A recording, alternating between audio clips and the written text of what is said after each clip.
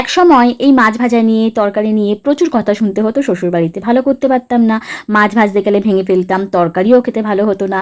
আজকে এই ভোলা মাছটা রান্না করতে গিয়ে মনে পড়ে গেল সেই আগেকার দিনের কথাগুলো, যখন আমি শ্বশুরবাড়িতে প্রথম প্রথম রান্না বান্না করতাম, একদম তরকারি ভালো হতো না, মাছও ভেঙে ফেলতাম। আর এখন কোনো সমস্যা হয় না, এখন সব কিছুই মোটামুটি খুব ভালোভাবেই পারি। আসলে মানুষকে একটু সময় দিতে হয়, প্রথম প্রথম তো সবাই আর সব কিছু মানে জানেও না, শিখেও আসে না। তো সে যাই হোক, আজকে এই যে বাজার থেকে ভোলা ভেটকি মাছ এনেছিলাম, আর মাছগুলো ভাজতে গিয়ে রান্না করতে গিয়ে সেই আগেকার দিনের কথাগুলো মনে পড়ে গেল। হোক, মাছগুলো তো ভালো করে ভেজে তুলে নিলাম। এইবার একটা মশলাও করে নিলাম, সর্ষে, কাঁচা লঙ্কা, টমেটো একসাথে বেটে নিয়েছি।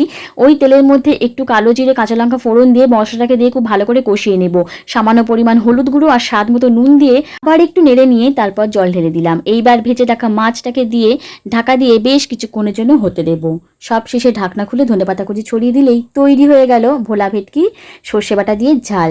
দেখতে যেমন লাগছে, খেতেও কিন্তু তেমন হয়েছিল গরম ভাতের সাথে।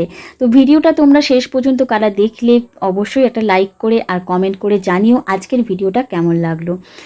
আবার দেখা হচ্ছে পরের কোনো ভিডিওতে। বাই।